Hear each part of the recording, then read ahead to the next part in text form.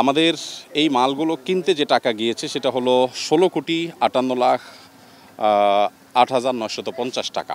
এটা আমাদের এই মালামালগুলো কিনতে গিয়েছে। বন্যার একেবারে শুরু থেকে যে কাজ শুরু করেছি এখনও পর্যন্ত আমরা ঠিক যে জায়গাটা দাঁড়িয়ে আছি সেটা হলো যে এ যাবৎ আমাদের ত্রাণ সামগ্রী কেনা হয়েছে ১৮৫৭.৮৮ মেট্রিক টন। এর মধ্যে চাল ছিল ৯৯৮, ডাল ছিল ২০০ এবং তেল ২০০, আর লবণ ১১২.৫০, আর খেজুর হলো ১২০, আর সুগার হলো ২০ টন, চিড়া হলো ৪০ টন এবং পানি ১০০ টন এবং ভুসি অর্থাৎ গোখাদ্য হলো ৬৭.৩৮ টন। এই সর্বসাকুল্যে ১৮৫৭.৮৮ মেট্রিক টন আমরা খাবার এ পর্যন্ত পারচেস করেছি এবং প্যাকেজিংয়ের কাজ অলমোস্ট 70 থেকে 80% আমরা শেষ করে ফেলেছি। আমাদের এই মালগুলো কিনতে যে টাকা গিয়েছে সেটা হলো ১৬,৫৮,৮,৯৫০ টাকা। এটা আমাদের এই মালামালগুলো কিনতে গেছে এ পর্যন্ত, এবং আরও আমরা পানি শুকানোর পর অর্থাৎ আগামী ৩ বা ৪ তারিখ থেকে আমরা শুরু করব দুর্গত এলাকাগুলোতে ১ লক্ষ পরিবারের মধ্যে ২৫ কেজি করে চাল আমরা বিতরণ করব। কারণ পানি যখন শুকিয়ে যাবে তখনও মানুষের উপার্জন শুরু হবে না, তখনও যাতে তারা আরও ১০-১৫ দিন সার্ভাইভ করতে পারে সেজন্য ২৫ কেজি করে আমরা ১ লক্ষ পরিবারকে চাল দেবো ইনশাআল্লাহ। এখানে আমাদের আসবে হলো ২৫০০ মেট্রিক টন এবং সেটার মূল্য আসছে হলো আমরা ১৪,১৫,০০,০০০ টাকা।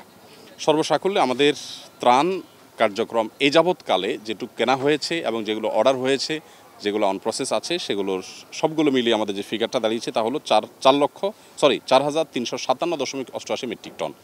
৪,৩৫৭.৮৮ মেট্রিক টন আমরা ত্রাণ সামগ্রী পর্যন্ত কিনেছি, যেগুলোর কিছু আপনার চলে গেছে, কিছু আপনার প্যাকেজিংয়ের জন্য অপেক্ষমান আছে।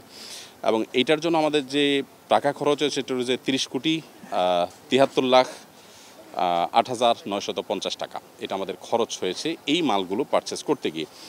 আমাদের যথারীতি প্রত্যেকটা প্রজেক্টের শেষে কোন প্রোডাক্ট কত টাকা দিয়ে কিনেছি, কোন ব্র্যান্ডের কিনেছি ডিটেইল আমরা সোশ্যাল মিডিয়াতে দিয়ে দেই, এবং সেই জায়গা থেকে আমাদের শুভাকাঙ্ক্ষী যারা আমাদেরকে চিনেন তারা তাদের ট্রান্সপারেন্সিটা বা তাদের বিশ্বাসের জায়গাটা এই পর্যন্ত এসছে।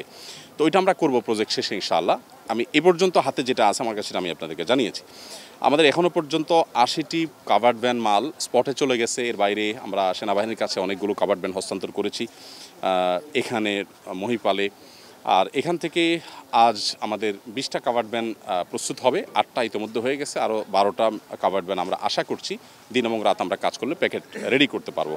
এবং ২০টা কাভার্ড ভ্যান রেডি হওয়া মানে হলো ২০ থেকে ২৫,০০০ পরিবারের জন্য ২০ থেকে ২৫,০০০ প্যাকেট রেডি করা। আমাদের প্রত্যেকটা প্যাকেটে ১৫ থেকে ১৭ কেজি করে মালামাল থাকছে। এখন যেগুলো দিচ্ছি আমরা ১০ কেজি চাল, ২ লিটার সয়াবিন তেল, ২ কেজি মসুর ডাল, ১ কেজি লবণ এবং তার সাথে প্রাসঙ্গিক আরও বিভিন্ন বিষয়, কখনো পানি বিশুদ্ধকরণ ট্যাবলেট, বাচ্চাদের উপযোগী গুঁড়া দুধ, মেয়েদের জন্য স্যানিটারি ন্যাপকিন, তারপরে পোশাক, অনেকে আশ্রয়কেন্দ্রে রয়েছে তাদের পোশাক নাই, তার জন্য নতুন লুঙ্গি, আমাদেরকে ইনফিনিটি সহ অনেকগুলো প্রতিষ্ঠান আমাদেরকে প্রচুর পরিমাণ পোশাক দিয়েছে, সেগুলো আমরা দিচ্ছি। আবার এর পাশাপাশি আমরা পানি বিশুদ্ধ করার ট্যাবলেটের পাশাপাশি পানির বোতল দিচ্ছি আলাদা করে। আর প্রত্যেকটা প্যাকেজের মধ্যে আমরা খেজুর দিচ্ছি 2 কেজি করে, যাতে করে শুকনা খাবার হিসাবে সেটাও মানুষ ইউজ করতে পারে। এর বাইরে আমাদের আসলে যে সমস্ত মালামাল মানুষ নিয়ে এসেছে, বনরুটি নিয়ে এসেছে আদ্দিন হসপিটাল থেকে, আকিজ বেকার্স থেকে বনরুটি, পাউন্ড কেক ইত্যাদি দেওয়া হয়েছে। তারপরে ইনফিনিটি থেকে পোশাক দিয়েছে ওনারা, মির সিরামিক থেকে ওনারা রেডি অনেকগুলো প্যাকেজ দিয়েছেন, যেগুলো আমরা খুলনার দুর্গত এলাকা পাঠিয়ে দিয়েছি পুরো গাড়ি সহকারে। এসিআই, রহমত গ্রুপ, ফখরুদ্দিন বিরিয়ানি, তারপরে ইউআইউএন ইস্ট ওয়েস্ট এর স্টুডেন্টদের উদ্যোগে একটা জেনারেটর দেওয়া হয়েছে, সেগুলো মোবাইল চার্জিংয়ের কাজে আশ্রয়কেন্দ্রগুলো আমরা ব্যবহার করছি। যাদের বাড়িতে আপনার বিদ্যুৎ না থাকার কারণে তারা পানি উত্তোলন করাতে পারছেন না, সে সমস্ত বাড়িতে আমরা ভাসমান জেনারেটর নিয়ে গিয়ে কলার ভেলায় করে বা টায়ারের উপরে নিয়ে আমরা মোটর চালু দিয়ে তাদের ট্যাঙ্কিতে পানি ভরার ব্যবস্থা করছি। এই সার্ভিসটা আমরা পর্যাপ্ত পরিমাণে দেওয়ার চেষ্টা করছি। তো অনেকগুলো প্রতিষ্ঠান আমাদের এখানে মালামাল দিয়েছেন, যেগুলো সবগুলোর নাম বলা কঠিন। অনেক প্রতিষ্ঠান, কেউ চাল দিয়েছেন, এসিআই আমাদেরকে অনেকগুলো জুস দিয়েছে। এগুলো সবগুলো আমরা যথারীতি স্পটে পৌঁছে দিচ্ছি। 100% কপার কন্ডেন্সারে তৈরি ভিশন ফ্রিজ, তাই গুণে মানে অটুট থাকে বছরের পর বছর। ফেনীতে আমি 2-3টা গরুর চিত্র দেখেছি, খুবই ভয়াবহ। তাদের পেট শুকিয়ে এমন একটা পর্যায়ে যে মুখ দিয়ে লালা পড়ছে। তার মানে যেখানে মানুষ খাবারের জন্য হাহাকার করছে এবং ইঞ্চি জায়গা বাকি নেই পানি ছাড়া, সেখানে তাদের ঘাস নাই, খাবার নাই, তারা কি খাবে? আমি দাগন ভূঁইয়ার একটা জায়গা গিয়েছি, সেখানে একটা নির্মাণাধীন 3 তলা বাড়ির ছাদে অনেকগুলো গরু দেখেছি। এই গরুগুলোর কোনো খাবার নেই, কারণ চতুর্পাশে পানি। তো এদের জন্য আমরা আসলে এই 67 মেট্রিক টন আমরা ভুসি গাইবান্ধার মন্ডল ফ্লাওয়ার মিল থেকে এনে সেগুলো আমরা বিতরণ করছি। এর বাইরে অন্য ধর্মাবলম্বী যারা আছে তারা কেউ কোনো কারণে ইগনোর থাকতে পারে, সেজন্য আমরা তাদেরকে খুঁজে প্রত্যেকটা মন্দিরে আলাদা করে, হিন্দু মন্দির হোক, খ্রিস্টানদের বৌদ্ধ মন্দির হোক, খ্রিস্টানদের গির্জা হোক, আলাদা আলাদা খুঁজে সেই জায়গাতে যারা আশ্রয় নিচ্ছে তাদের প্রত্যেককে আমরা ত্রাণ দিচ্ছি। এটা প্রত্যেক জায়গায় আমরা করছি। আর গরুর পাশাপাশি আরও কিছু জায়গা আছে, যেমন বাচ্চাদের জায়গাটাতে অনেক সময় দেখা যায় কাজ করতে হয়, সেখানে আমরা চেষ্টা করছি বাচ্চাদের খাদ্য দেওয়ার, মহিলাদের উপযোগী কিছু প্রোডাক্ট দেওয়ার দরকার আছে, সেগুলো আমরা করছি। তো এগুলো করার উদ্দেশ্য হলো যে এই জায়গাগুলোতে আসলে কেউ কাজ করছে না বা মনোযোগ দিচ্ছে না, সেজন্য এগুলোকে আমরা আলাদা গুরুত্ব দিয়ে প্রত্যেকটা কাজ করছি। চিকিৎসার বিষয়টাতে আসুন্না ফাউন্ডেশন থেকে আমরা অনেকগুলো মেডিকেল টিম গঠন করার প্রস্তুতি নিয়েছি। আমরা 2-3টা কাজ করছি এই বিষয়ে। একে তো পানিবাহিত রোগের কারণে কিন্তু মানুষ বেশি মারা যায়, অর্থাৎ বন্যার পানিতে ডুবে যদি মারা যায় 10 জন, পানিবাহিত রোগে দীর্ঘ সময় ধরে 2 মাস 3 মাস ধরে এটা সাফার করতে থাকে মানুষ, এবং অনেক মানুষ মারা যায়, বাচ্চারা অনেক বেশি এফেক্টেড হয়। সেই জন্য আমরা এ বিষয়ে ICDDRBর এক্সপার্টদেরকে সহযোগিতা নিয়ে আমেরিকায় অবস্থানরত বাংলাদেশি একজন স্পেশালিস্ট এই বিষয়ে, তার কাছ থেকে একটা ভিডিও আমরা তৈরি নিয়েছি। সেই ভিডিও আমরা আমাদের সোশ্যাল মিডিয়াগুলোতে আমরা ব্যাপকভাবে সেটা প্রচার করব, যে মানুষ নিজস্ব উদ্যোগে বিশুদ্ধ পানি কিভাবে তারা প্রস্তুত করতে পারেন। এটা জনসচেতনার জন্য আমরা করছি। এর বাইরে আমরা 1.5 লক্ষ পানি বিশুদ্ধকরণ ট্যাবলেট দিয়েছি যাতে মানুষ সুস্থ থাকতে পারে। তারপরও আমরা বেশ কিছু মেডিকেল টিম আমরা গঠন করে মেডিকেল ক্যাম্প আমরা বসাবো। এটার প্রক্রিয়া অলরেডি আমাদের আগায় গেছে। আমরা যে কোনো সময় এটা শুরু করব কাজ, যাতে করে আশ্রয়কেন্দ্রগুলো আশেপাশে মানুষ ট্রিটমেন্টটা পায়, প্রাথমিক ট্রিটমেন্টটা অন্তত পায়।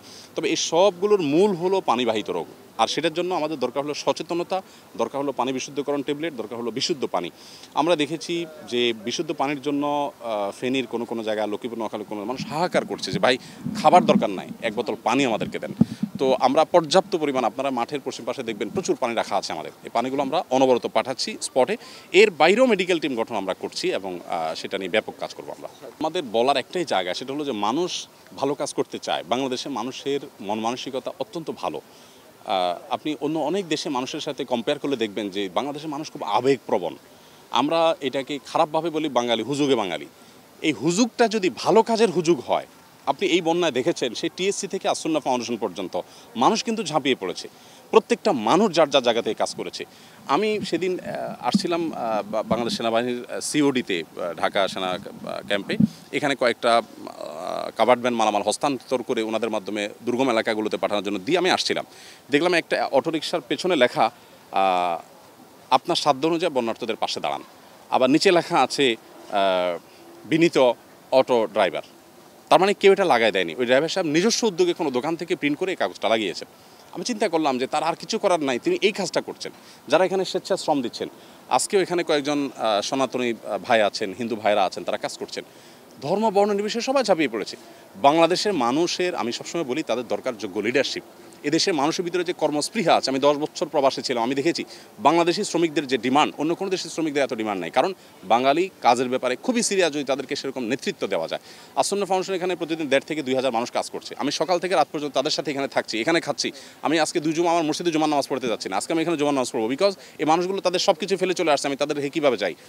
আমাদের এখানে নেতৃত্বে যারা আছেন, তারা যদি যোগ্য নেতৃত্ব দিতে পারেন, তাহলে এদেশের মানুষকে দিয়ে দেশটাকে স্বর্ণ বানানো সম্ভব।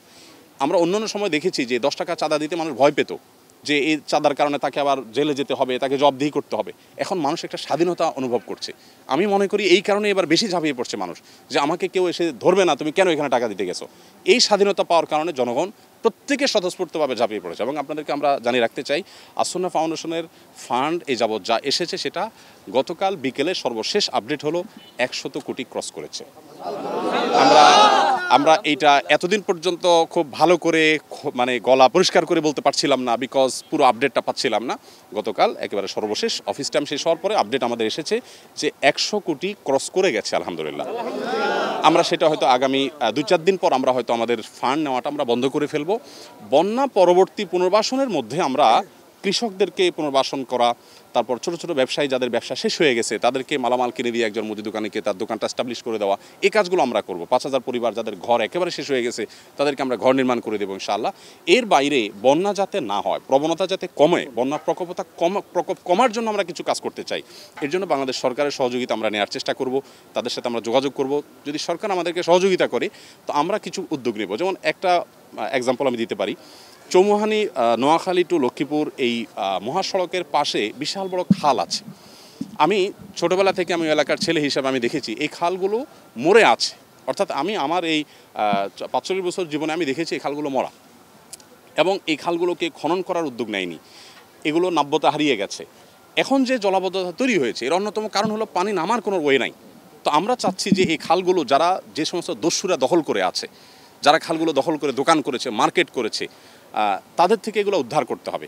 এজন্য যদি সরকার যদি সহযোগিতা করে আমরা আমাদের ভলান্টিয়ার টিম নিয়ে পুরো খালগুলোকে খনন করার, এগুলোকে পরিচ্ছন্ন করার আমরা উদ্যোগ নেব ইনশাআল্লাহ। এটার পেছনে আমরা একটা হিউজ অ্যামাউন্ট খরচ করে ঘাম ঝরিয়ে আমরা যদি এটাকে করতে পারি তাহলে পরবর্তী বছর আমাদের এত ত্রাণ নিয়ে দৌড়াদৌড়ি করতে হবে না ইনশাআল্লাহ।